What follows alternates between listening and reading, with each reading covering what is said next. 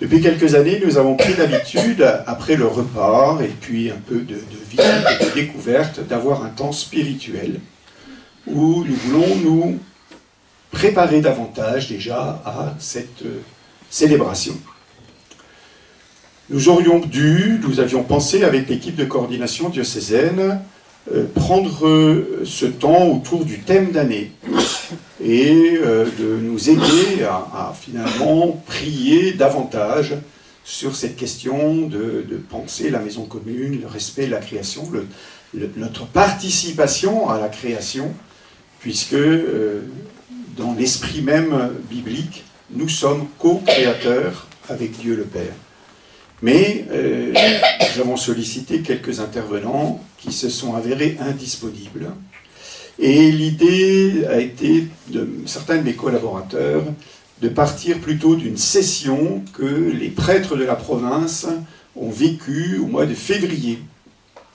Malheureusement, je n'avais pas compris que le nombre de prêtres pouvait être ouvert. J'avais retenu dans ma pauvre petite tête 10 prêtres par diocèse, et alors que en tout nous étions 120, donc nous sommes partis à 8, mais vous auriez pu partir le double. C'était une session sur le sacrement de réconciliation et de pénitence passionnante. Véritablement quelque chose qui... Et d'ailleurs, dans les décisions de la province, nous allons renouveler encore cette expérience d'une session commune dans 2 ans, sans doute autour de l'anthropologie chrétienne, car nous voyons bien qu'aujourd'hui, la compréhension que nos concitoyens ont de la nature humaine n'est pas vraiment celle que nous véhiculons depuis, à partir de ce que l'Évangile dit de la réalité de l'homme en considération avec la réalité de Dieu. Je voudrais donc, pendant 20-25 minutes, vous amener à prier et réfléchir sur le sens de la réconciliation et de la pénitence. 2 choses qui sont différentes. La pénitence mettant l'accent sur l'action de l'homme qui veut retourner vers Dieu, et la réconciliation mettant l'accent sur l'action de Dieu qui incite l'homme, puisque c'est saint Paul qui dit dans la lettre, la 2e lettre aux Corinthiens, je crois, « Laissez-vous réconcilier avec Dieu ». Je ne me trompe pas, monsieur le bibliste, voilà. De temps en temps, je me retournerai vers mon bibliste préféré, ne vous affolez pas. C'est une fausse garantie que je m'accorde, voilà. Non pas que le bibliste soit faux, non, mais c'est moi qui vais prétexter que je ne sais pas, alors que habituellement je le sais. Une des grandes richesses de cette session a été d'abord de nous inviter à contempler la beauté divine. Nous ne pouvons comprendre le décalage qu'il y a entre l'être humain et Dieu que si nous commençons par regarder qui est Dieu. Et en nous souvenant de quelque chose qui peut paraître une évidence, mais qui ne l'est malheureusement pas pour un certain nombre de nos contemporains, le fait que Dieu soit la source de la vie. Si nous sommes vivants, c'est parce que Dieu nous a accordé la vie. Nous savons que nous cherchons toujours quelle est l'origine de notre vie. Évidemment, l'origine première, ce sont nos parents, mais dans la chaîne qui remonte le fil du temps, oui, on pourra dire que l'homme descend du singe, n'est-ce pas, voilà. C'est pas prêt. Mais, merci de cette belle... voilà. Mais on sait que le singe descend de l'arbre, alors donc là, ça ne va pas non plus... Effectivement, Éléonore vient de dire une vérité fondamentale. L'homme ne descend pas du singe, il est un don de Dieu. Merci. Voilà, donc...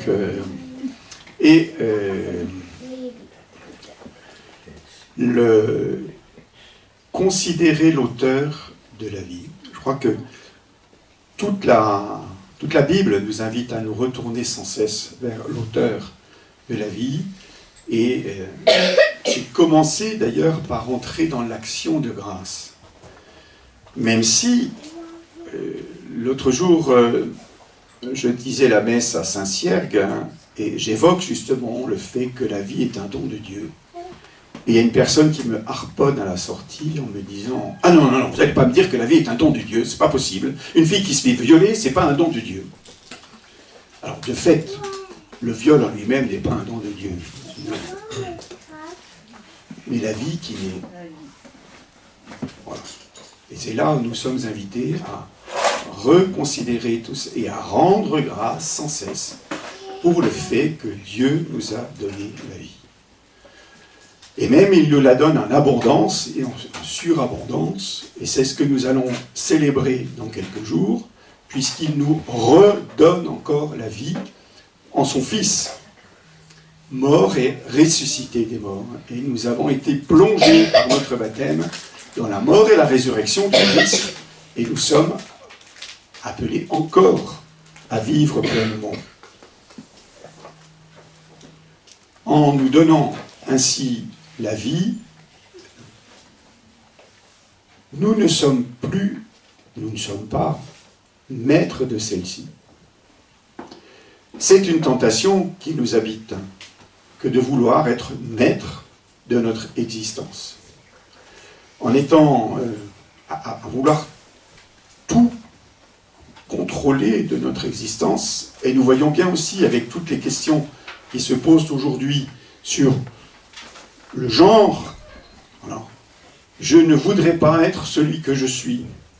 Je voudrais être tel ou tel, ou voilà. Et nous avons, si nous réfléchissons à cette volonté de maîtriser notre propre personne, nous passons à côté de cette richesse, finalement, que d'avoir reçu un cadeau. Personne ne mérite le cadeau qu'il reçoit. Et la vie que nous l'avons effectivement reçue comme un cadeau. Ça peut paraître une évidence, un truisme, que de dire je n'ai rien payé pour être vivant, et je n'ai rien fait pour être vivant. Voilà. Mais quel soulagement que de pouvoir reconnaître qu'il s'agit d'un cadeau, et que ce n'est pas un fardeau qui m'a été donné. Je pense à il y a quelques années, il y a un jeune homme qui a voulu porter plainte contre ses parents parce qu'il n'avait pas demandé à vivre. Voilà. Hein, je ne sais pas si vous avez entendu ça. Le préjudice d'être voilà, et voilà. Bon. Alors que nous pouvons au contraire nous réjouir du don d'être né. Voilà. Le Christ nous ouvre une vie nouvelle encore, hein, et dans la nouvelle création. C'est pour cela d'ailleurs que le jour de Pâques, hein, et le dimanche qui est le jour de Pâques, est bien le premier jour de la semaine et en même temps le 8e jour de la semaine. Dans le calendrier des postes, le premier jour de la semaine c'est le lundi, mais nous savons très bien que le véritable premier jour de la semaine est le dimanche. Oui, parce que nous commençons à nous reposer, par nous reposer le dimanche, justement pour rendre grâce à Dieu des dons qu'il nous a fait, et vivre toute notre semaine. Voilà. Et pour que Éléonore comprenne jusqu'au bout, les Juifs s'arrêtent et vont à la prière le samedi. Oui, parce que, et de fait, samedi, c'est le dernier jour de la semaine. Voilà. Pour ceux qui font de l'allemand, Mittwoch, le mercredi, c'est le milieu de la semaine. Donc il y a 3 jours avant, dimanche, lundi, mardi. 3 jours après, jeudi, vendredi, samedi. Petite parenthèse. En reconnaissant que nous avons reçu la vie, si nous sommes honnêtes avec nous-mêmes, il nous faut bien reconnaître qu'il y a un décalage entre la vie que nous avons reçue, entre la vie que Dieu est, et la réalité de notre existence. Nous sommes enfants de Dieu, nous sommes créés par Dieu, et nous devrions être comme lui. Et voici que nous sommes, alors certes, Dieu est pur esprit, nous sommes aussi matière, mais nous devons bien constater que nous sommes des êtres imparfaits. Alors, il y a deux possibilités. Nous disons, c'est que Dieu est imparfait, il a créé des êtres imparfaits. Ça, c'est toute la ritournelle, peuvent dire certains athées. Et, puisque je me souviens, oui, Dieu a créé l'homme à son image et l'homme le lui a bien rendu. J'ai lu ça quelque part, voilà. Bon. Or, nous pouvons dire que cette imperfection relève en fait du cœur même de l'être humain. C'est le récit du péché des origines et c'est la rupture avec Dieu. Dans l'exhortation apostolique qu'il publie il y a juste 40 ans, en 1984, intitulée « Pénitence et réconciliation », qui est une exhortation apostolique post-synodale, le pape Jean-Paul II évoquait justement cette triple notion du péché, exclusion de Dieu, rupture avec Dieu, désobéissance à Dieu. C'est ce qu'a été et ce qu'est le péché tout au long de l'histoire humaine, sous des formes diverses qui peuvent aller jusqu'à la négation de Dieu et de son existence, et c'est le phénomène de l'athéisme. C'est dans le numéro 14 de cette exhortation apostolique. Le péché qui est donc fondamentalement exclusion de Dieu, rupture avec Dieu, ou désobéissance à Dieu. De ce péché, il y a, la conséquence de ce péché, c'est la mort. L'homme constate qu'il est mortel.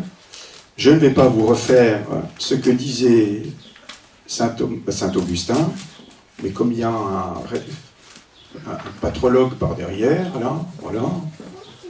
Avant la faute, l'homme Adam non posse mori. Après, aujourd'hui, non posse non mori. Et pas dans la résurrection, la formule c'est posse non mori. Je sais pas, les théologiens là. Bon, je vois que vous avez commencé votre sieste, excusez-moi. Je ne veux pas, je vous... Voilà. Donc, à la création, l'homme ne pouvait pas mourir. Depuis le péché, il ne peut pas ne pas mourir. Et dans la résurrection, il pourra ne pas mourir. Voilà. C'est assez loin. Parce que de fait, le péché a comme conséquence la mort. Mais la mort individuelle n'est pas la seule conséquence du péché. L'autre conséquence du péché aussi, c'est la rupture avec le frère. Dans l'exhortation apostolique que je citais, la première conséquence du péché, c'est que Caïn tue Abel. Et la rupture avec Dieu entraîne la rupture avec le frère.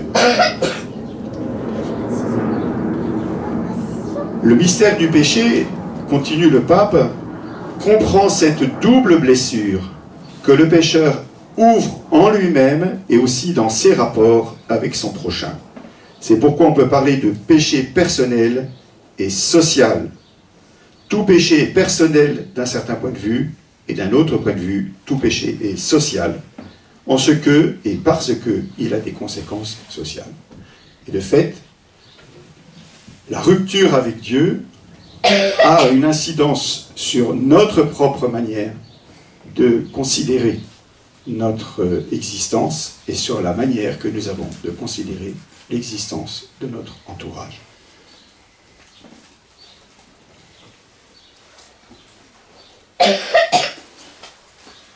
Nous avons parfois du mal à comprendre que le péché blesse l'Église qui est le premier corps dans lequel nous sommes.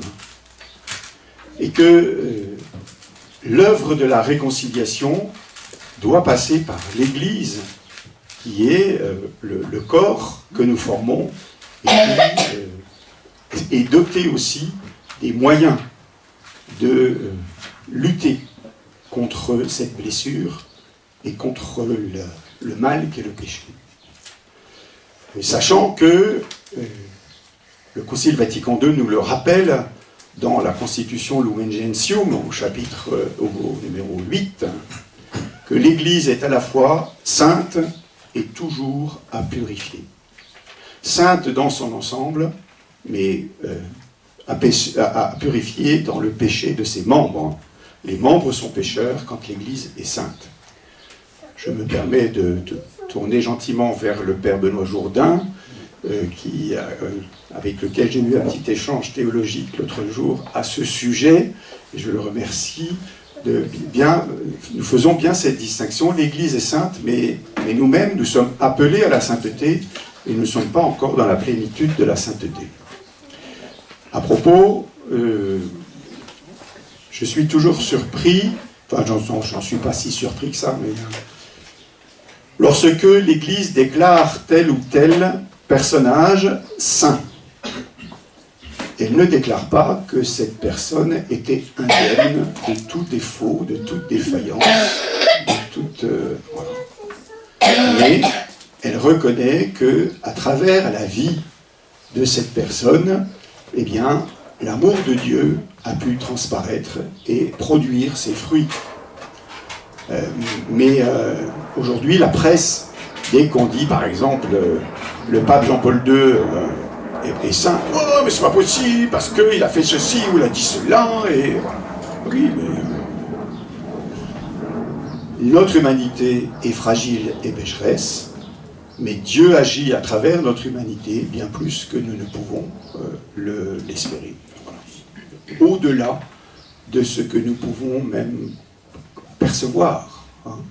C'est la richesse, d'ailleurs, de l'œuvre de Dieu qui sait même utiliser les défaillances humaines pour mettre au cœur de ces défaillances son amour à lui. Je prêchais avant-hier, pendant les rameaux, donc sur fallait-il en arriver là, et reconnaissant que au cœur de ce drame qui est la passion du Christ, eh bien l'amour est victorieux. D'abord, nous connaissons bien cette phrase de Jésus sur la croix, « Père, pardonne-leur, ils ne savent pas ce qu'ils font ». Nous connaissons aussi la conversion. Il y a le bon larron qui dit « Ben oui, mais Seigneur, souviens-toi de moi quand tu viendras dans ton royaume. Hein. » Et le cri de foi du centurion, vraiment, cet homme était fils de Dieu. Et puis, j'aime à citer pour ma part ce vieux film que vous connaissez certainement, Ben-Hur. Alors je crois que Ben-Hur est un vieux film, il doit être peut-être de 1959, je crois. Donc voilà. Où vous connaissez l'histoire de Ben-Hur, hein, c'est cet homme injustement condamné aux galères, dont l'ardeur à tenir, hein, c'est la haine qu'il porte vis-à-vis de son ancien camarade de jeu, qui est Messala, le Romain, et donc qui finit par revenir. Bon, je vous fais pas... Sinon, on en a pour 3 heures si je vous raconte le film. Voilà. Et il y a donc sa mère et sa sœur qui sont lépreuses, qui, au moment de la passion même du Christ, les ténèbres sur toute la terre sont représentées par un orage, avec la pluie qui ruisselle. Et il dit, lorsque je l'ai vu mourir sur la croix, le glaive de la haine est tombé de mes mains. Toute idée de haine a fondu dans son cœur. Voilà. Et c'est là que se joue véritablement la puissance de la croix, dans la violence transformée en amour.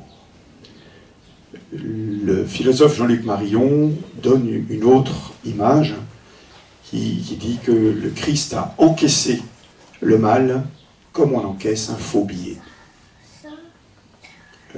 Spontanément, qu'est-ce que vous faites quand vous avez un faux billet? Vous leur filez. Bien. Et oui. C'est parce que nous sommes solidaires dans le mal. Mais voici que le Christ nous invite à ne plus être solidaires dans le mal et à inverser. Et donc à rendre le bien pour le mal. Bénissez ceux qui disent du mal de vous. Souhaitez du bien à ceux qui souhaitent du mal de vous, pour vous. Voilà. Et c'est ça la force de la croix du Christ. Et nous avons heureusement, dans l'histoire de l'Église et de l'humanité, un certain nombre de témoins de cette force de la croix qui vient rompre la spirale infernale du mal grâce voilà, à l'œuvre du Christ. Je regarde l'heure parce que malheureusement et je voulais vous inviter à partir de cette prise de conscience des impacts personnels et sociaux du péché à redécouvrir la joie du sacrement que l'Église propose pour entrer dans la réconciliation. Ce que nous avons pu comprendre dans la session que nous avons vécue, c'est que le processus de la réconciliation est un processus long. Il nécessite effectivement de prendre du temps de la part de la personne pécheresse, de la part de l'Église aussi, et parce que nous rentrons dans la patience de Dieu.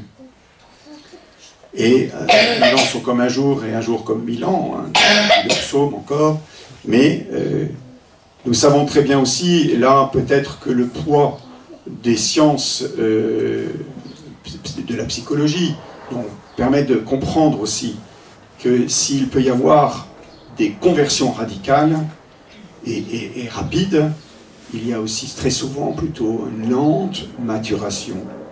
Et il y a ce combat permanent que nous avons à mener nous-mêmes, de nous laisser réconcilier avec Dieu, d'accepter d'être réconciliés avec Dieu. Très souvent, nous confondons d'ailleurs volontiers le péché et la culpabilité. Or, le péché n'est pas d'abord une question de culpabilité. Je peux très bien me sentir coupable de quelque chose qui n'est pas pécamineux, et la plupart du temps, je ne me sens pas du tout coupable de quelque chose qui est évidemment pécamineux. Ne serait-ce que quand j'envoie quelque chose en disant « Tiens, prends ça dans les gencives, ça te fera du bien », je fais ça en toute... voilà. Mais il n'empêche que... Voilà. Il nous est bon, aujourd'hui encore, je crois, d'éclairer notre propre conscience, et à travers l'éclairage de notre propre conscience, d'éclairer celle de ceux qui sont à nos côtés sur ce que signifie profondément ce décalage, cette rupture, ce refus de Dieu, qui est le péché, et de bénéficier alors de cette démarche que l'Église propose dans sa sagesse. Vous savez que le sacrement de réconciliation tel que nous le vivons aujourd'hui n'existait pas il y a 2000 ans, puisque la réconciliation fondamentale, elle est dans le baptême. Et à travers le baptême, eh bien, nous passons d'une manière radicale dans la vie nouvelle. Sauf que, justement, l'Église s'est rendue compte que cette radicalité du baptême n'abolissait pas la capacité à se laisser tenter et à faire le mal. Notre bon empereur Constantin a attendu d'être sur son lit de mort pour être baptisé, et Dieu est bon, il le lui a permis. Mais parce qu'il savait très bien que, comme empereur, il ne pourrait pas respecter le principe même de l'amour que le Christ donne. Le péché n'est pas lié à la culpabilité, le péché n'est pas simplement aussi une faute. Je peux être en faute par rapport à une règle qui est... Mais Le péché est bien dans l'intention qui est la mienne. J'ai souvenir un jour comme ça, confessant les jeunes du mouvement eucharistique des jeunes, il y avait toujours au milieu du camp une journée de réconciliation. Et puis, je vais boire un pot, et je vois un gamin qui attendait devant un autre prêtre. Je lui dis, mais qu'est-ce que tu viens déjà de te confesser, là, il y a un quart d'heure. Ah oui, oui, mais j'ai envoyé la porte de la salle à manger sur mon camarade, là. Je l'ai fait exprès. Ben non, ben donc ça n'est pas un péché. Donc, nous, c'est quand même bien l'intention qui est la clé, puisque vous savez que la loi suprême, c'est la loi d'amour. Et donc, c'est cela qui vient caractériser le péché. Laissez-vous réconcilier avec Dieu. Je vous le disais à l'instant, la réconciliation, c'est l'œuvre de Dieu. Pour marquer la réconciliation, nous allons vivre la pénitence, c'est l'œuvre de l'homme. Mais la réconciliation est fondamentalement l'œuvre de Dieu. Nous laisser réconcilier avec Dieu. Le sacrement de pénitence et de réconciliation associe donc les deux. C'est le sacrement de l'Église et nous sommes appelés à en bénéficier. Je sais bien qu'il y a toute une génération qui n'a plus envie de bénéficier de ce sacrement, peut-être parce qu'elle a été saturée par une manière de le présenter. Alors que c'est un sacrement d'une grande richesse. Le pape Jean-Paul II fait remarquer aussi que la vie spirituelle et pastorale du prêtre, comme celle de ses frères laïcs et religieux, dépend, pour sa qualité et sa ferveur, de la pratique personnelle, assidue et consciencieuse du sacrement de pénitence. La célébration de l'Eucharistie et le ministère des autres sacrements, le zèle pastoral, les relations avec les fidèles, la communion avec ses frères prêtres, la collaboration avec l'évêque, la vie de prière, en un mot, toute la vie du prêtre, subit un déclin inévitable si lui-même, par négligence ou pour tout autre motif, ne recourt pas de façon régulière et avec une foi, une piété authentique au sacrement de pénitence. Chez un prêtre qui ne se confesserait plus ou se confesserait mal, son être sacerdotal et son action sacerdotale s'en ressentiraient vite et la communauté elle-même dont il est le pasteur ne manquerait pas de s'en rendre compte. Je vous invite dans un court temps de silence à 3 choses. La première, en repassant rapidement votre existence, à rendre grâce à Dieu pour le don de la vie qu'il vous a fait. La deuxième, en repassant encore rapidement votre existence, à demander sa miséricorde pour toutes les infidélités qui ont été les nôtres. Et enfin, dans un troisième temps, à vous demander quand est-ce que pour la dernière fois, j'ai pu bénéficier concrètement de cette miséricorde pour pouvoir en vivre le plus rapidement possible. 5 minutes de silence avant que nous ne prenions le temps de la prière de vêpres.